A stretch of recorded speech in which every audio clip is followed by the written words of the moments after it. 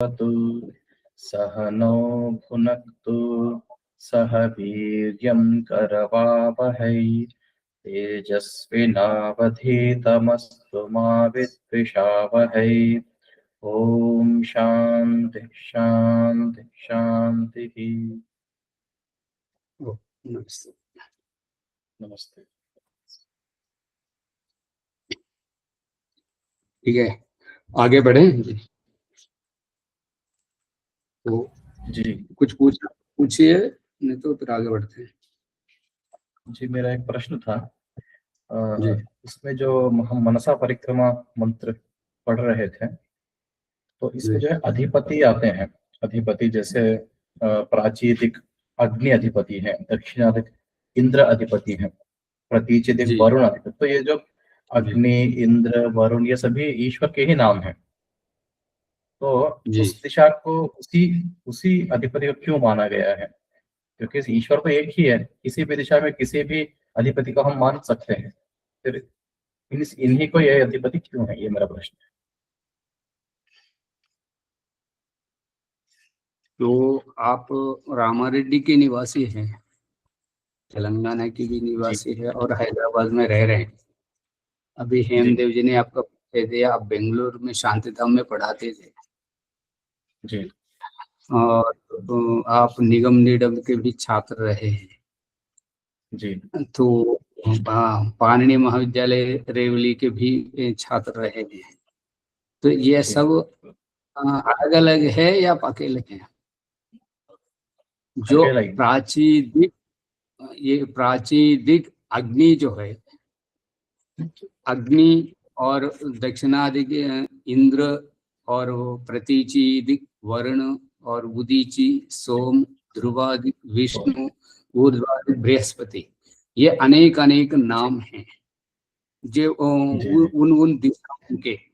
और जो अधिपति है, उस जी क्षेत्र का अधिपति होता है, वो उस क्षेत्र का अधिपति वो दूसरे क्षेत्र पर मान्य नहीं होता। जैसे जी आप शांति धाम में थे, तो जी हेमदेव जी से जो परिचय हुआ था आपका, वो उस समय मेरा परिचय नहीं था। अभी जी यहाँ परिचय होने के बाद उनको आपका पूर्व परिचय मिल गया। तो जी इस प्रकार का जो है, ये एक एक दिशा के लिए उसका अधिपति को नियुक्त करके वो उस विषय को प्रकट कर रहे हैं, वो किस प्रकार से हमारी रक्षा कर रहे हैं। और हाँ जी, हो गया समाधान? हाँ जी हाँ जी। हाँ तो जी उस दिशा का वही अधिपति है, ये तो निश्चित हो गया। तो हाँ जी अभी हाँ जी पूर्व का अग्नि, अग्नि से क्या संबंध, क्या तात्पर्य है? पूर्व दिशा में अग्नि है तो सूर्य को हम समझ सकते हैं, पूर्व दिशा में सूर्य है इसलिए अग्नि अधिपति। लेकिन दक्षिण दिशा में फिर इंद्र, ये कैसे अधिपति? इंद्र तो यदि परमेश्वर्य, परम ऐश्वर्य, तो उससे क्या क्या समझ सकते हैं? इन पूर्व दिशा को समझिए, जो धरती और आसमान को फाड़ते हुए, मतलब सूरज का जी उदय को कहा जाता है। धरती और जी आसमान के बीच में से जो उगता हुआ आ रहा है, वो वहां पर अग्नि प्रधान है। जी और दक्षिण की दिशा में जो है, वो इंद्र जो है, वो इंद्र कैसा है? पिता के तुल्य ऐश्वर्य प्रदान करते हुए रक्षा कर रहे हैं। जी वो रक्षा करने वाले पूर्व दिशा में नहीं है जी और दूसरी दिशा में नहीं है। जी जो पिता का जो जिम्मेदारी है, वो अग्नि संवाहक उस दिशा में नहीं है। और सोम वाहक है, वो वरुण है। वरुण मतलब जी मेघ बरसाने वाला। और सोम जी बरसात के पानी से ही वृक्ष वनस्पति और प्राणी जातियों का आहार मिल जाता है, वो उनका जी जीवन आधार बन जाता है। तो हम्म, ध्रुव, ध्रुव मतलब विष्णु, विष्णु मतलब व्यापक, हम्म, विष्णु व्याप्ति, व्याप्त धातु हम्म, से वो विष्णु शब्द हम्म, बना है। जो विस्फोट होते हुए जो फैल रहा था, मतलब भूगर्भ विश्व वायु, हम्म, वो फैलना ही फैलना लक्ष्य होता है उनका। तो उस दिशा का वो अधिपति है विष्णु। वो व्यापक व्यापक दृष्टिकोण से, और बृहताम पति बृहस्पति ऊर्ध्व दिशा के जो सबसे बड़ा। जी। और कुछ पूछना है? समाधान हुआ कि नहीं हुआ? ये हाँ जी, हो गया। लेकिन उदीची और ध्रुवा में एक बार अधिपति और ईशव ईशु और रक्षिता के विषय में करो। किस रक्षिता विषय में? और अधिपति तो आपने बताया, जो हाँ जी, उदीची दिक सोमो अधिपति स्वजो रक्षिता। हाँ, स्वजय का कहना है, स्वजय को पूछना है।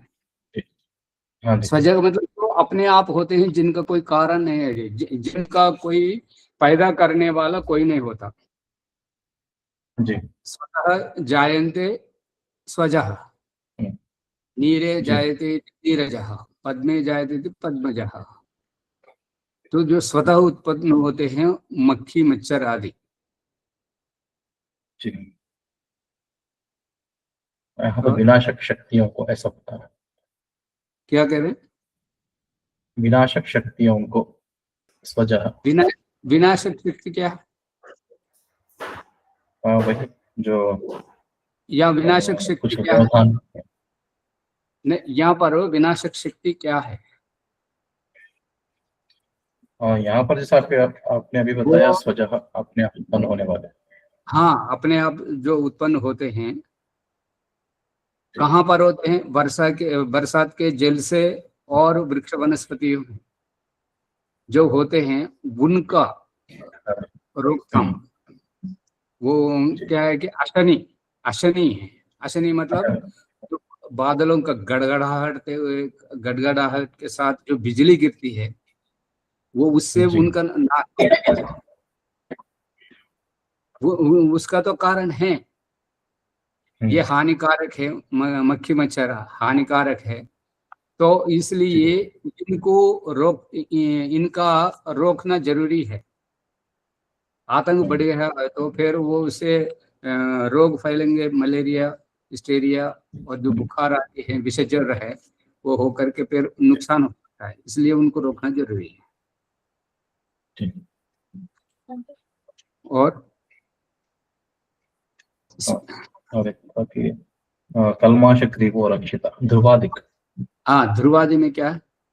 कलमा से चाहिए या कलमाश ग्रीवो रक्षिता। कलमा हाँ, से? मतलब हाँ जी, कलमाश ग्रीव रक्षिता, या हो गया था, ठीक है। ठीक है पिछले में समाधान हो गया था। जी। जी। हाँ, तो अब हेमदेव जी, अभी प्रकरण चल रहा है संस्कार विधि की दृष्टि को सामने रख करके, ये संध्योपासन का ये विधि विधान चल रहा है। तो इसमें मनसा परिक्रम का पूरा हुआ है। अब उपस्थान प्रकरण चल रहा है। उपस्थान प्रकरण में पतंजलि पाणिनि महर्षि के कहने के अनुसार अभ्यादानम आरंभम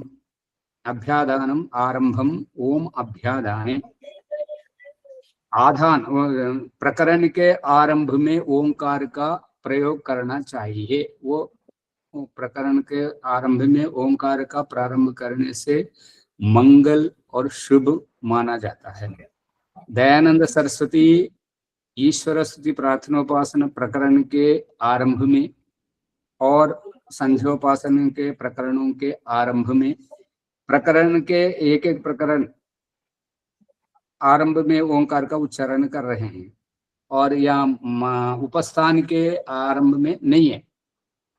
उपस्थान के आरंभ में ओंकार क्यों नहीं है? ये इसके लिए ऋषि दयानंद कहते हैं कि यदि ओंकार का उच्चारण करना है तो व्यक्ति प्रकरण को छोड़ करके आरंभ में हो जाएगा। आरंभ में हो जाएगा मतलब जिसमें कोई इससे पहले कुछ हुआ नहीं, अब नया प्रकरण शुरू कर रहे हैं। ऋषि दयानंद का यहाँ पर ओंकार का उच्चारण न करने का कारण यह है कि मनसा परिक्रमा प्रकरण से मन को वश में करते हुए जीवात्मा उपस्थान में प्रवेश कर रहे हैं। और जो व्यक्ति यहाँ पर इस प्रकरण के आरंभ में और प्रत्येक मंत्र के आरंभ में ओंकार के पक्ष वाले जो है ओंकार के पास जाते हैं। ऋषि दयानंद अपने अनुयायियों को ओंकार को छोड़ करके ओंकार ईश्वर से मिलाते, इतना ही अंतर है। संस्कार विधि और पंचमहायज्ञ विधि प्रकरण में पंचमहायज्ञ विधि वाले ओंकार के पास है, और संस्कार विधि के माध्यम से ऋषि दयानंद अपने अनुयायियों को ओंकार ईश्वर से मेल करा रहे हैं। तो यहाँ पर हमें ये जानना है नाम और नामी कौन पहले कौन बाद में। नाम पहले है, नामी पहले है। यहाँ पर नामी कौन है, नाम क्या है? जी, ओम अगर लेंगे तो ईश्वर पहले है या दोनों हाँ, साथ ही है ऐसे तो? हाँ जी, हाँ जी। नाम कब लिया जाता है? नाम कब लिया जाता है? नाम तब लिया जाता है जब व्यक्ति से मेल मिलाप ना हो, उसके बारे में जानकारी लिया जा रहा हो, उनके विषय में पता कराया जा रहा हो, तब नाम लेते हैं। जब आमने सामने बैठते हैं तो नाम कौन लेते हैं? तो इसलिए यहाँ पर ओंकार की आवश्यकता नहीं है। ये ओंकार का नाम लेने से फिर ओंकारेश्वर से फिर दूर होना होता है। इसलिए फिर उस ओंकार के पास मन को जमा करके लाने के लिए बहुत मेहनत करना पड़ेगा। अभी तो उसको पूर्व दिशा में, दक्षिण दिशा में, पश्चिम दिशा में, उत्तर दिशा में, नीचे ऊपर सब जगह ईश्वर है, तुम डरो नहीं कह करके उसको आश्वासन दे करके यहाँ तक लाया हुआ है। ला करके उसको ये आभास कराया जा रहा है कि भाई अब आगे तुम है या ईश्वर है, तेरे सामने ईश्वर है, ईश्वर के सामने तू है, अब तुम दो ही है आपस आमने सामने, वहां कोई नहीं है। इसलिए कोई लुका छिपी करके कुछ ले जा रहे हो, इसके लिए ये मंत्र जात वेद से सुनवामसो मराते, इस मंत्र से तलाशी लिया गया, तलाश लिया गया। वहां केवल तुम आप जाओ। ईश्वर किसको चाहिए?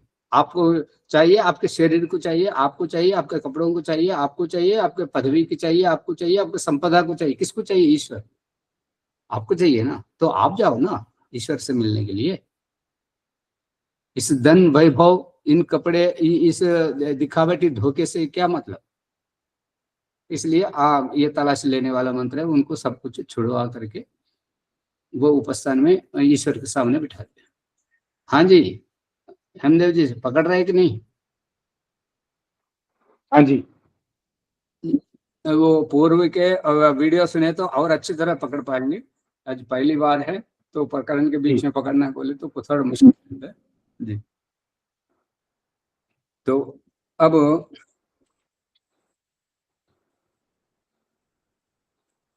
यहाँ पर मंत्र है चित्रम। उपस्थान का प्रथम मंत्र है चित्रम देवानामदगाधनिकं चक्षुर्मित्रस्य वर्णस्याग्नेः आप्राद्या वा पृथिवी अंतरिक्षं सूर्य आत्मा जगतस्थस्थुषश्च। इतना ही है।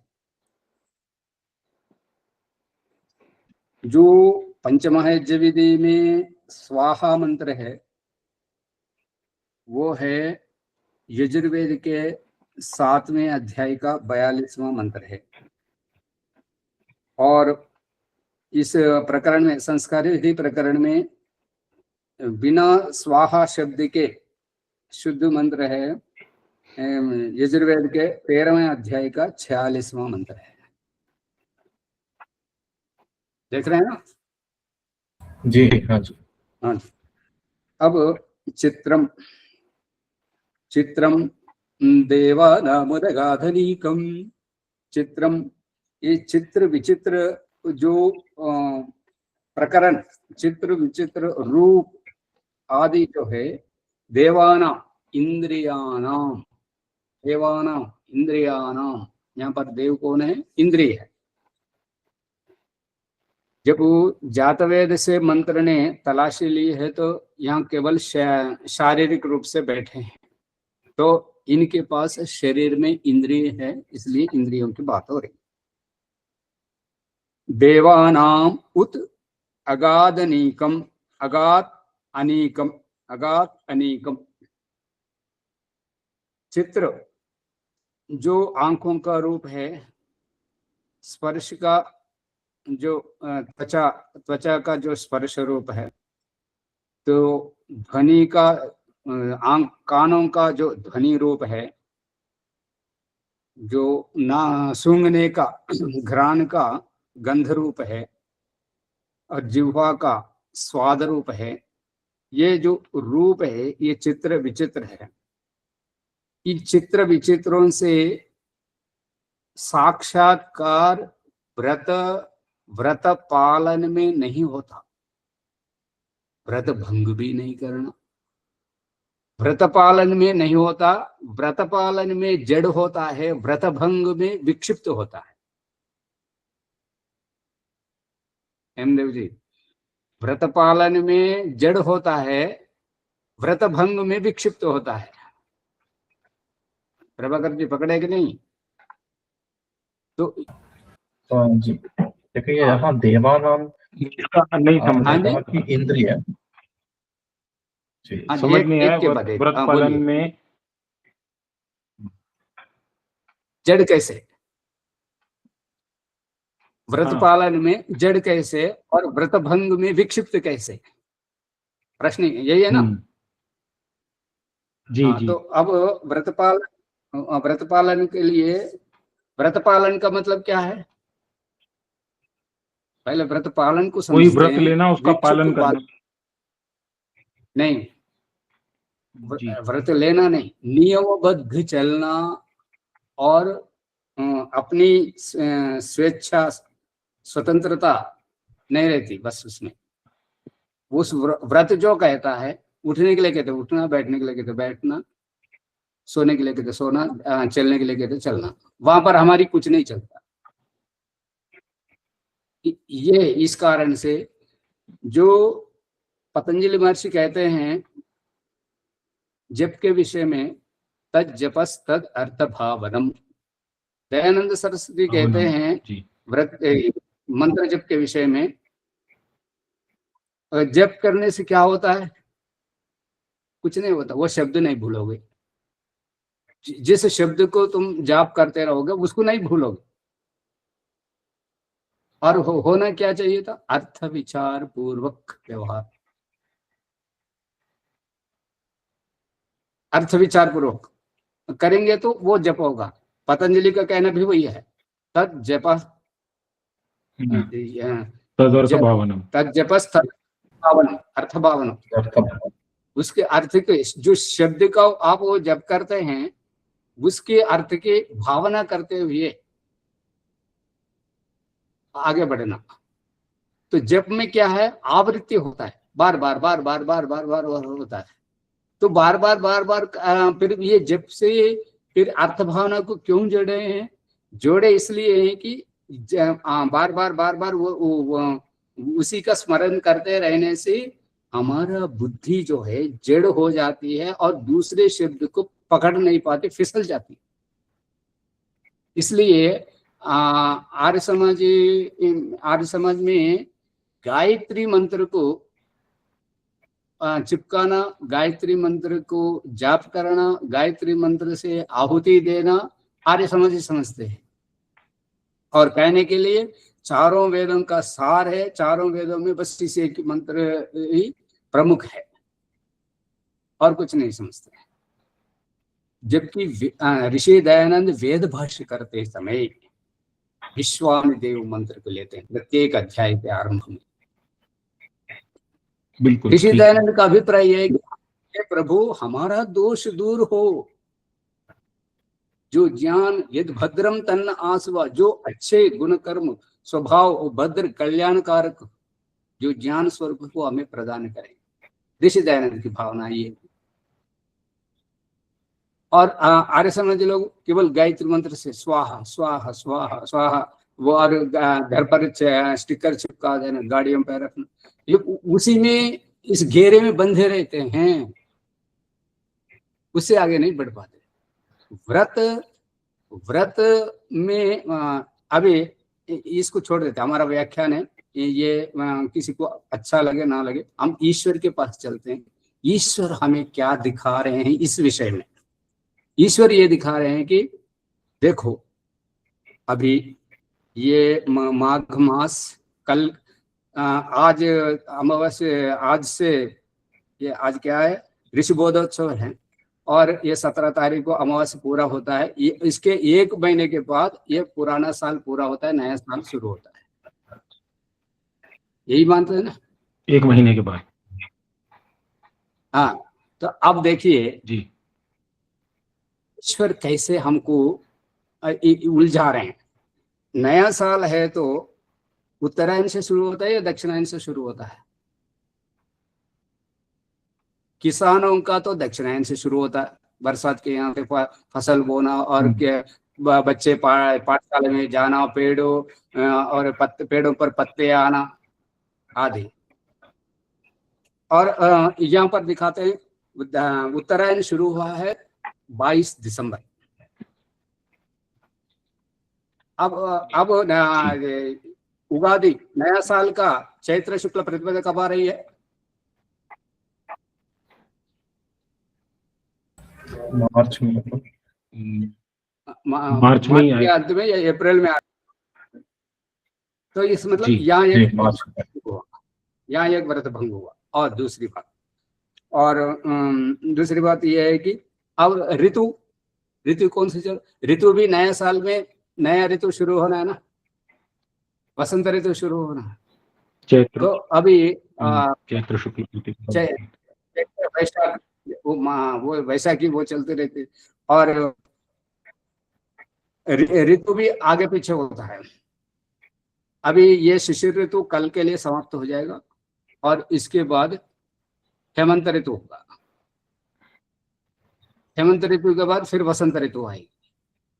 तो नया साल में नया पद, और सूरज का उदय के देखते हैं, रोज एक समय पर नहीं होता, कुछ आगे पीछे, कुछ आगे पीछे। ये व्रत भंग, व्रत का पालन नहीं करने दे रहे ईश्वर हमें, और व्रत भंग भी नहीं कर रहे। रोज उदय होता है सूरज, और सभी ऋतु होती है, सब उत्तरायण दक्षिणायन चलता है, सब प्रत्येक वर्ष में होते हैं। ईश्वर ये दृष्टांत, इतने दृष्टांत हमें दिखा रहे हैं इस विषय में। इसलिए जाप में क्या होता है, उसके बंधे नहीं रहना शब्द के साथ। इसलिए पतंजलि महर्षि ने उसका विस्तार दिया, तद अर्थ भावनम। दयानंद सरस्वती उसका व्याख्यान और सरल शब्दों में करते, उसके जिस शब्द का आप गायत्री मंत्र आदि शब्दों का उच्चारण करते हैं, उनके अर्थ को विचार पूर्वक आचरण करना, इतना ही अंतर है बस ऋषि दयानंद का और ईश्वर के संविधान का। और हमारे संध्या पुस्तकों में पंडित क्या लिखते हैं वो उनकी विचारधारा, वो उसको यहाँ नहीं लेना। अभी इस प्रसंग में मेरा कहना है कि व्रत का पालन नहीं करना जड़ बन जाते हैं, और भंग भी नहीं करना विक्षिप्त हो जाते हैं।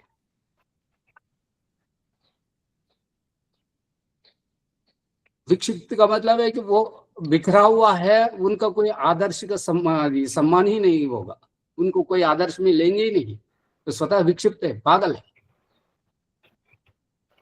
नियम से खाता नहीं, नियम से सोता नहीं, तो उनका कोई ये नहीं है। बस इतने समझना। इसलिए चित्रम देवानाम उत अगाध अनेकम, देवानाम इंद्रियों का,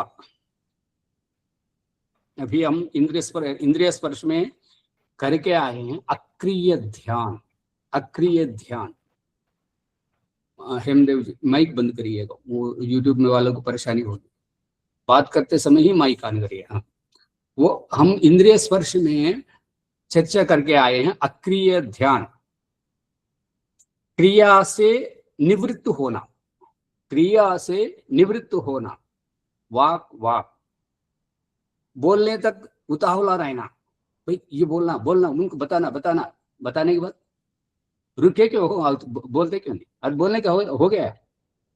अरे खाने के लिए भूख लग रही है, कुछ कुछ खाने के बाद, अब यहाँ चमत्कार देखिए, मैं खा भूख किसको लगी? मुझे लगी है। और खा कौन रहा? मैं खा रहा हूँ। और थोड़ा सा खाने के बाद मेरा भर गया। शब्दों पर ध्यान देना। मैं, मुझे भूख लगी है, मैं खा रहा हूं, थोड़ा और लोग बोलो नहीं, मेरा भर गया। वो खाने वाला कहाँ गया था? अब मान लीजिए एक व्यक्ति गांव जा रहा है, अपने तैयारी कर रहा है, थैले में अपना जो आवश्यक वस्तु है वो भर है, मेरा थैला भर गया। और गाड़ी पे सामान लादने वाले, मेरी गाड़ी भर गई, उनका गाड़ी भर गई, इनका थैला भर गया, और खाने वाले का पेट भर गया। अब यहां देखना है कि गाड़ी में थैले भरने वाला अलग है, गाड़ी अलग है, और थैले में सामान भरने वाला थैला अलग है, और खाने वाला, जबकि तीनों एक ही शब्द का प्रयोग कर रहे हैं। मेरा गाड़ी जो है पूरा लद गया, और ये थैले भरने वाला कह रहे मेरा थैली जो है भर गई, और खाने वाला कह रहा मेरा भर गया। ये कह रहा मैं खाना मेरा, मैं खिला रहा हूं, इसका भर गया। और आरंभ में मैं खा रहा हूं, मैं खा रहा हूं, और थोड़ा सा खाने के बाद मेरा भर गया। बस ये ध्यान रखना, ये सब चित्र में आता है, चित्र विचित्र दृष्टांत से ये हमें बोध करा रहे हैं। और हर विषय को देखना, किसी से नजर चुराना नहीं। जिससे नजर चुरा करके बच बच करके जाओगे, व्रत पालन की बात हो रही ना, जो व्रत में व्रत पालन करके ये खाना, ये नहीं खाना, ये करना, ये नहीं करना कह करके नियमबद्ध हो करके रहोगे तो जड़ बन जाओगे।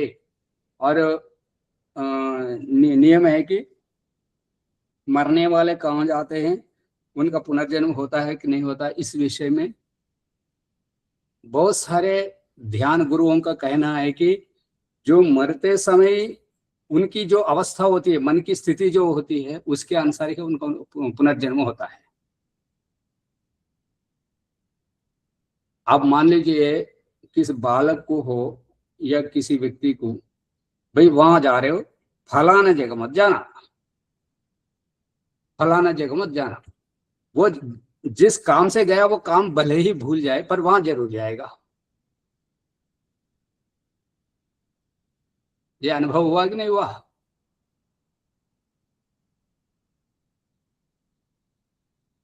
हाँ जी प्रभाकर जी, वैसे देखने से काम नहीं चलेगा जी।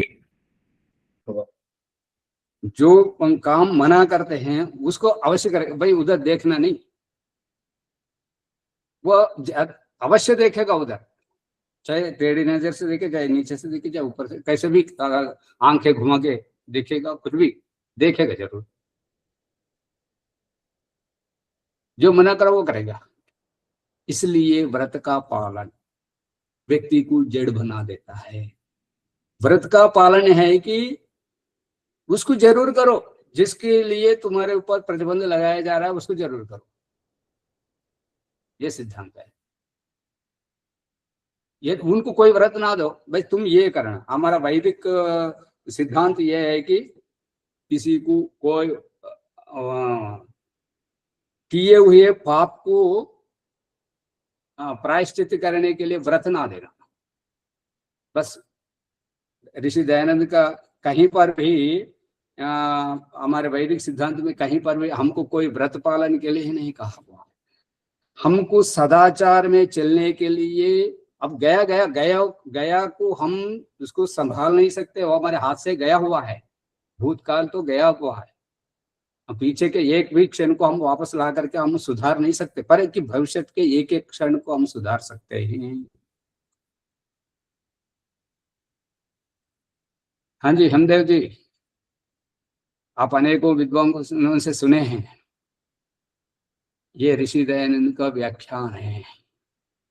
तो ये यहाँ पर हम हमें पूर्व जन्मों को सुधार नहीं सकते, किए हुए गलत कार्यों को सुधार नहीं सकते, वो समय गया गया। पर अभी जो हमारे सामने एक एक क्षण बहुत ही मूल्यवान है, इसको हम संभाल सकते हैं। ये ऋषि दयानंद का संदेश है।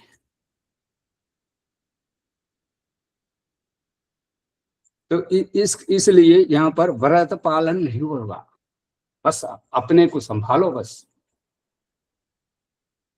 जीवन एक एक क्षण बहुत ही मूल्यवान है, इसकी तुलना अभी नहीं कर सकते, जिसको तुलना हो ही नहीं सकती किसी से। सदुपयोग करो। चित्रम देवानाम उत, देवानाम उत, देवानाम मतलब इंद्रियों का षष्ठी विभक्ति बहुवचन है। देवानाम इंद्रिय विषयों से, इंद्र ये षष्ठी पंचमी अर्थ षष्ठी है। अभी हेमदेव जी ने एक ध्यान में प्रार्थना सुनी होगी, ईश्वर से संग जोड़ मानव, ईश्वर से संग जोड़, विषयों से मुख मोड़ मानव, विषयों से मुख मोड़।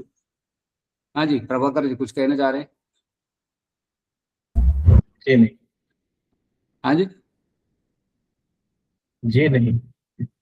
हाँ हेमदेव जी, ईश्वर से होना चाहिए, ईश्वर के होना चाहिए। वहां तो हम से ही सबसे रटवाते हैं। और दूसरे चरण में कहते हैं विषयों से मुख मोड़ मानो। यहाँ पर से युक्ति संगत, तर्क संगत और व्याकरण सम्मत है।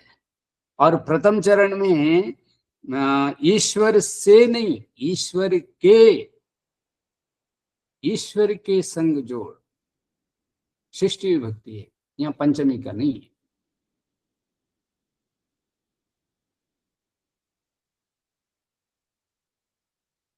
हाँ जी, समझ में आ रहा है कि नहीं आ रहा है? बस इतना ही। और जोड़ना ईश्वर है तो के फिर साथ उससे हाँ, साथ कहिए, संग कहिए, एक ही बात है।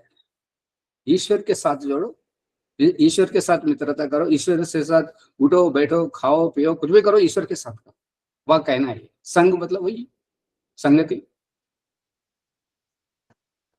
पर से शब्द वो कुछ और कहता है, जिससे पंचमी, अपादाने पंचमी, जिससे अलग होना। जैसे अभी दूसरे चरण में कह रहे हैं ना, विषयों से मुख मोड़ मानव, विषयों से मुख मोड़। ये कितना सुंदर है ये। तो इसलिए यहाँ पर जो है इंद्रियों से, इंद्रियों के लिए चित्रम, ये जो चित्र विचित्र है किसके लिए? जब इंद्रियों के स्वामी, इंद्रियों वाला रहेंगे तो ये चित्र चाहिए आपको। यदि इंद्रियों के स्वामी बनेंगे तो फिर आपको चित्र की आवश्यकता नहीं है। ईश्वर इस मंत्र के द्वारा हमें इंद्रियों के स्वामी बना रहे हैं, हम इंद्रियों वाला नहीं बना रहे। इंद्रियों वाला बनेंगे तो फिर इंद्रियों में रमना पड़ेगा। इंद्रियों में रमना मनोरंजन है, जीवन का बर्बादी है। ये है उत, इसलिए आगे शब्द आ रहा है देवाना उत, उत मतलब उठना, उछकना।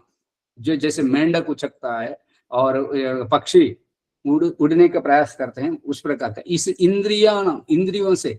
इसलिए ये जो चरण अभी भजन का ये गा रहे थे ना, विषयों से मुख मोड़ मानव, विषयों से मुख मोड़। यह पंचमी कितना अर्थसंगत है।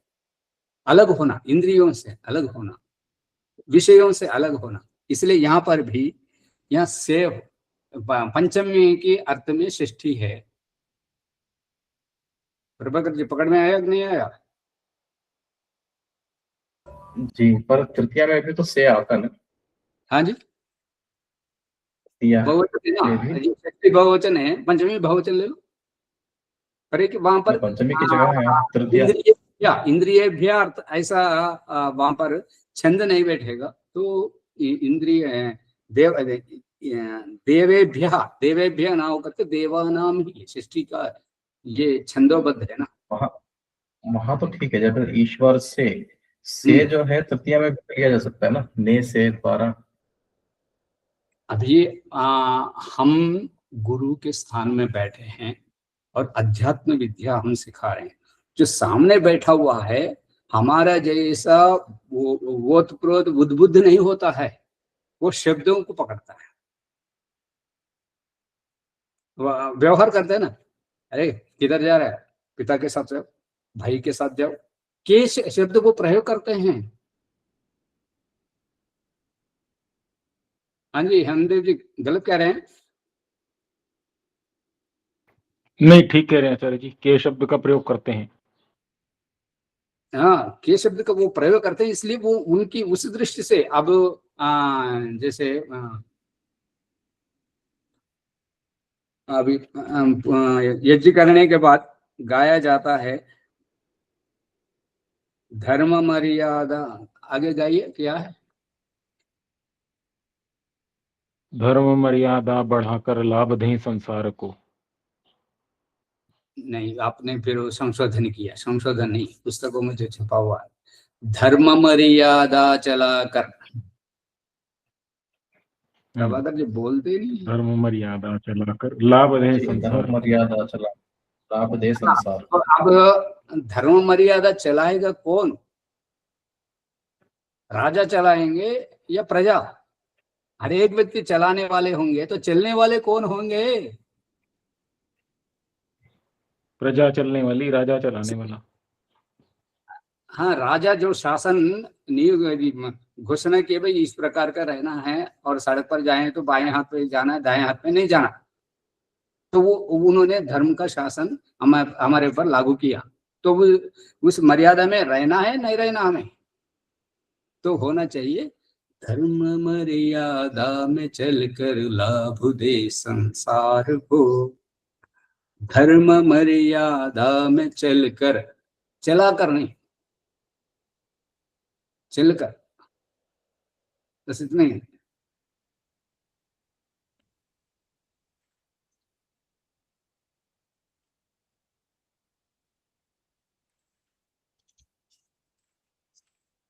वो तो अगाध,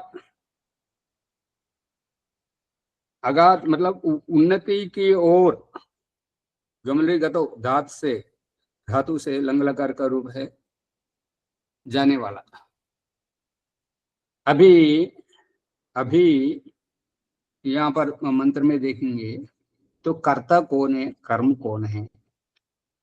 चित्रम ये परिस्थिति है, देवानाम ये संबंध दिखाया गया, और उत उत आगात, उत आगात अनीकम चक्षुर मित्रस्य वर्णस्य अग्नेः। यहाँ कर्ता कौन है?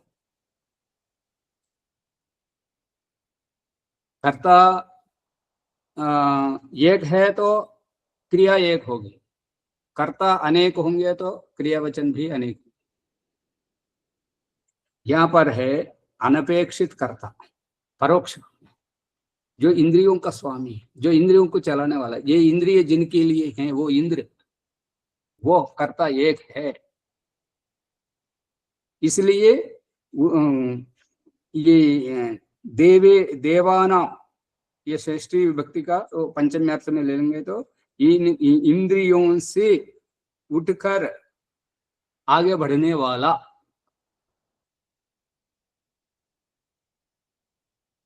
ये आत्मा के लिए कहा जा रहा है।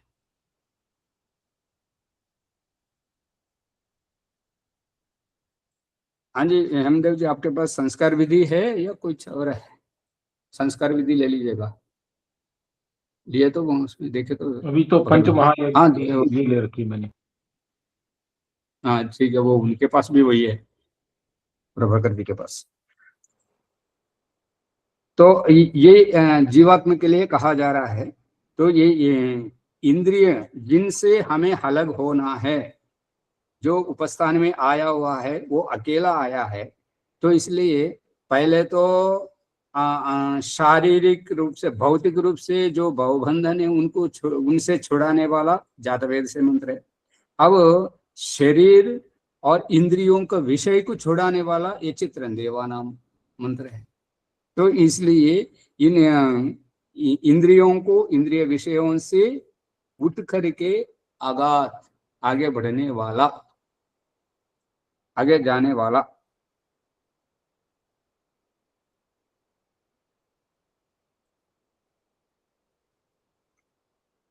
अनेकम अनेकम अनेकम मतलब है कि ये युधिष्ठिर मीमांसक जी ने आत्मबल का किया हुआ है। नी प्रापणे धातु से ये अनेक शब्द है।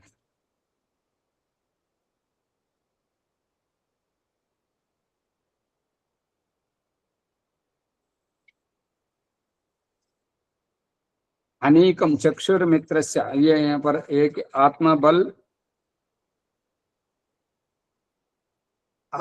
से मतलब इनको जैसे बहुत सारे परिस्थितियों से जूझते हुए आगे बढ़ने वाला, इंद्रियों के अधीन रहने वाला, इंद्रियों को वश में करने वाला।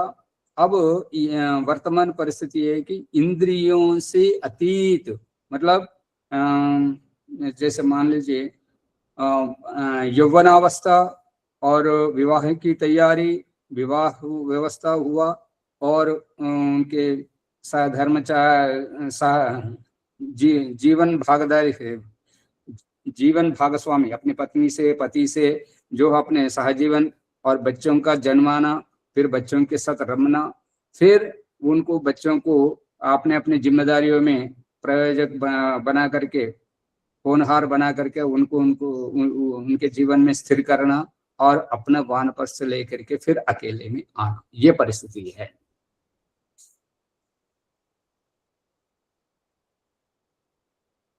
इसलिए यहाँ पर ये कहा जा रहा है कि अनेकम आत्मबल चाहिए, यहाँ पर बहुत सारा आत्मबल चाहिए। इतने पत्नी का मोह, पति का मोह और धन संपदा का, पदवी का और घर, धन संपदा, बच्चों का और सारे उनका मोह छोड़ करके आगे बढ़ने के लिए आत्मबल चाहिए। चक्षुर मित्रस्य, जो आंखों के लिए ईश्वर जो रूप दिखा रहे हैं कि नदियों का, समुद्र का और पहाड़ों का, खाइयों का, घने जंगलों का और नीरव स्थान और बड़े बड़े जलधाराएं, इस प्रकार का सबको दिखा रहे थे। तो वो सब चक्षु के मित्र हैं। हर विषय को देखना, हर परिस्थिति को देखना, ईश्वर का हमारे, इसके लिए हमारे सामने दृष्टांत दिखाते हैं कि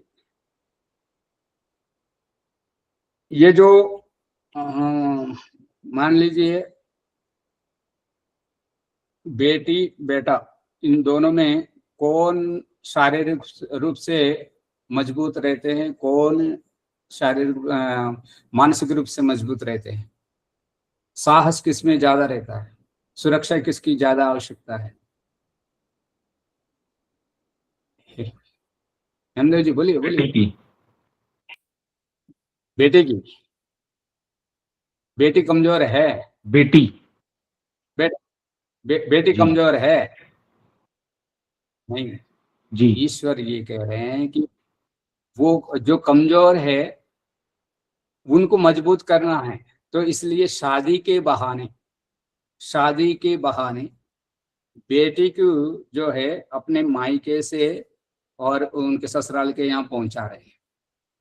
शादी के बहाने अपने घर पे वो काम करे ना करे, वो अपनी बेटी ही कह करके, लाडली कह करके, माँ ही सब कुछ करे, घर पे चलता है।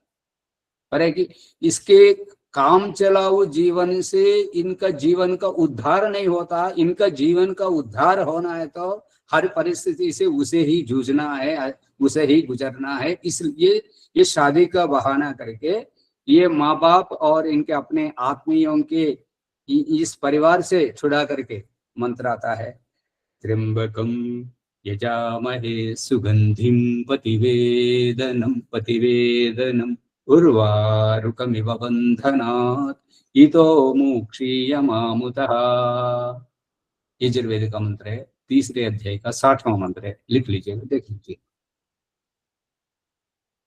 पति की वेदना वाली वो प्रार्थना कर रही है, हे प्रभु मेरे इस माता पिता और सहोदर सहोदरियों के इस अपने जन्म स्थान से, यहाँ के इनके संबंध से छुड़ाइए मुझे, और जिनके साथ जिस पतिवेदन से मैं तड़प रही हूँ उस पति से मेरा यदि संबंध जुड़ेगा तो उनसे कभी ना छुड़ावे।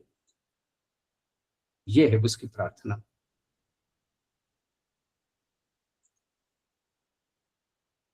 इसलिए ये जो है सब चित्र हैं।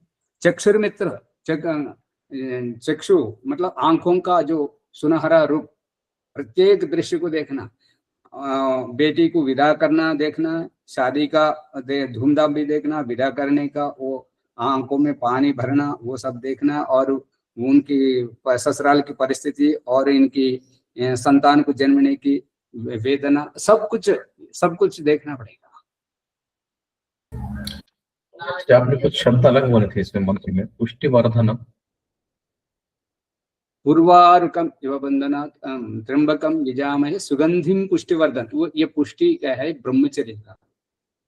ब्रह्मचर्य का जो परसों देखे थे ना, उपनयन वेदारंभ करके जब वो विद्या अध्ययन करने जाएंगे तो वह विद्या अध्ययन करके पुष्टि होंगे।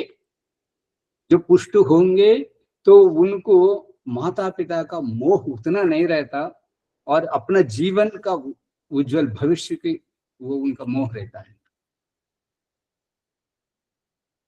इसलिए शादी होने के बाद माता पिता से फिर अलग होना, लड़ाई झगड़े करना और पत्नी का पक्ष लेना, माता पिता से झगड़े का ये सब का कारण का यही है।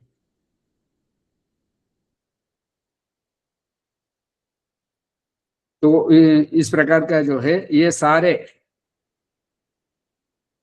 चक्षुर मित्रस्य, ये आंखों के सब जो अच्छा लगते हैं उनको अच्छा लगता है उन्हें भी देखना, वो अच्छा नहीं लगता उन्हें भी देखना। सबको सब देख करके आगे बढ़ेंगे तो पीछे लौटने का मौका नहीं मिलेगा। यदि जिनसे नजर चुरा करके आगे बढ़ेंगे तो उसको देखने के लिए आपको मौका मिले, जिस दिन मौका मिले तो उस दिन चूकेंगे नहीं, चाहे गलत करने के लिए या कुछ भी कराने के लिए।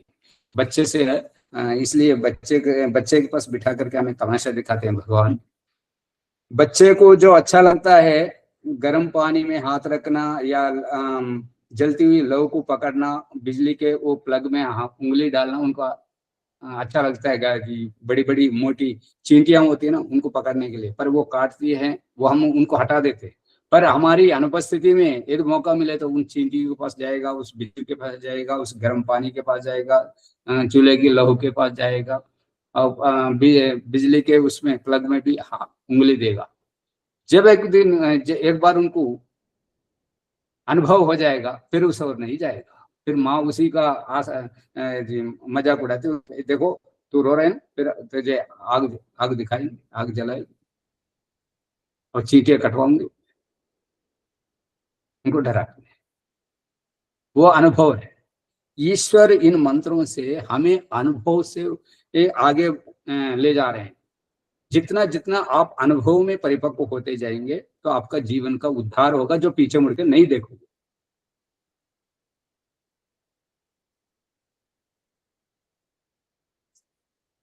चक्षुर मित्रस्य वर्णस्य अग्नि,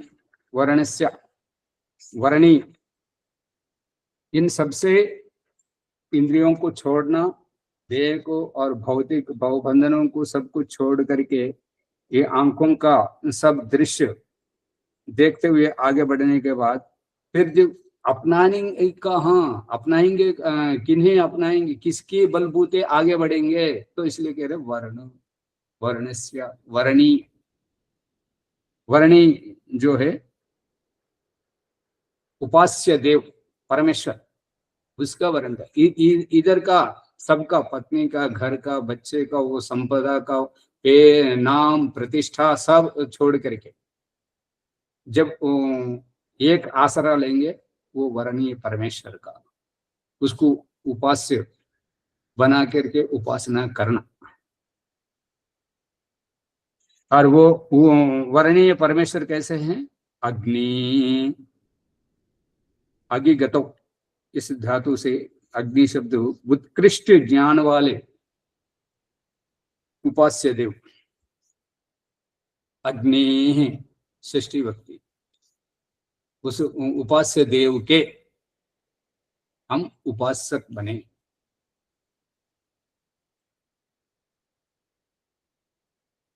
आप्राद्यावा पृथिवी, आसमन्तात् आप्राद्यावा पृथिवी, मतलब ये कि आसमन्तात् दीप्यते इति आदित्यः, जो सूरज का उदय होता है कि नहीं होता, अस्त होता है कि नहीं होता?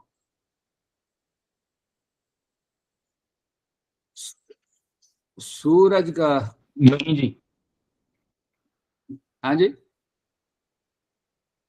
सूरज का तो होता नहीं है नहीं जी, पर आदित्य का नहीं होता।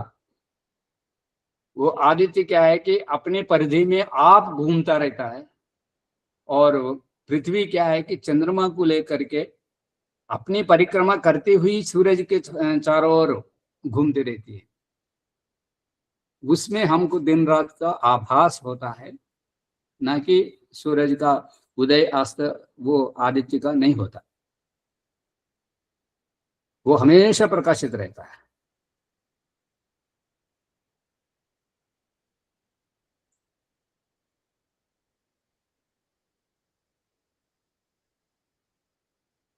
आप्रा द्यावा पृथ्वी,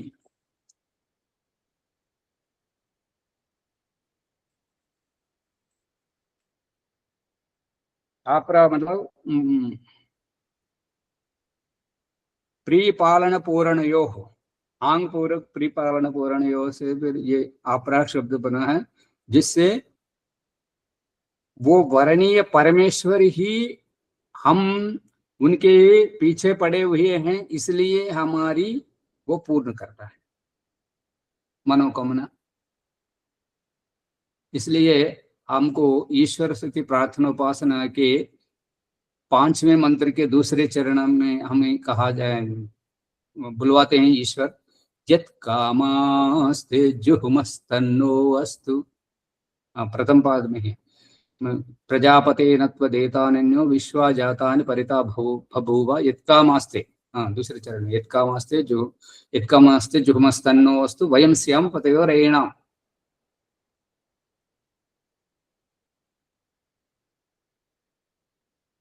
इसलिए वहां पर पूर्ण किया जाता है जो जो कामना है। द्यावा पृथ्वी,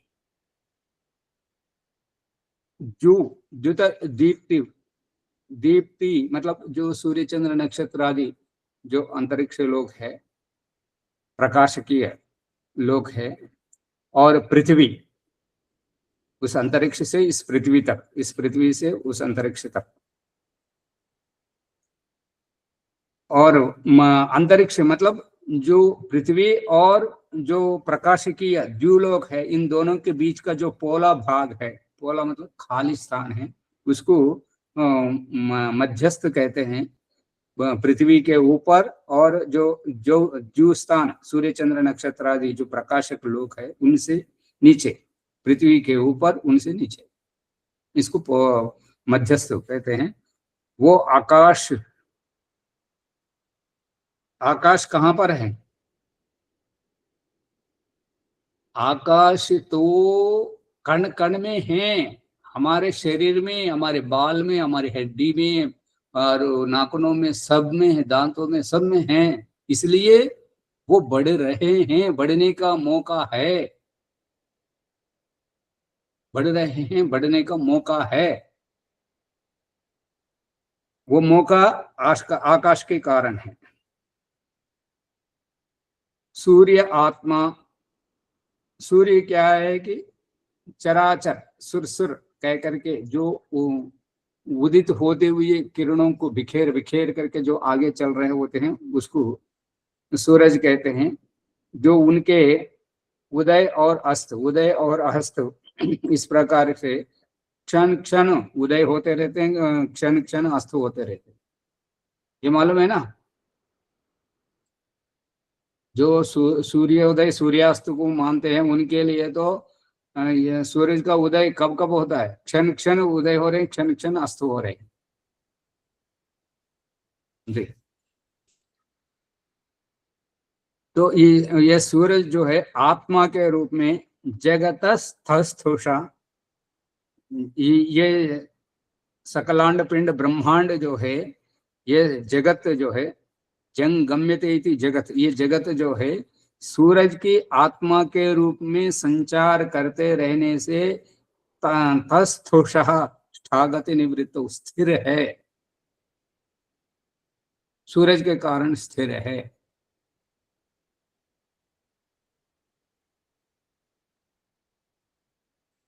और समय हो गया, और तो इसमें कुछ पूछना हो तो पूछ लीजिएगा और अन्यथा वीडियो तो अवश्य सुनिएगा, सुनने पर नए नए प्रश्न उदय हो सकते हैं। तो प्रश्न पूछना, जितना पूछ सकते पूछना। शांति पाठ करिए, प्रश्न नहीं है तो। ठीक। ओ द्यौः शान्तिरन्तरिक्षं शान्तिः पृथिवी शान्तिरापः शान्तिरौषधयः शान्तिः वनस्पतयः शान्तिर्विश्वे देवाः शान्तिर्ब्रह्म शान्तिः सर्वं शान्तिः शान्तिरेव शान्तिः सामा शान्तिरेधि। ॐ शान्ति शान्ति शान्तिः। सर्वेभ्यो नमः। ओम नमस्ते। नमस्ते जी। ओम, एक मिनट रुकिए। ओम आचार्य।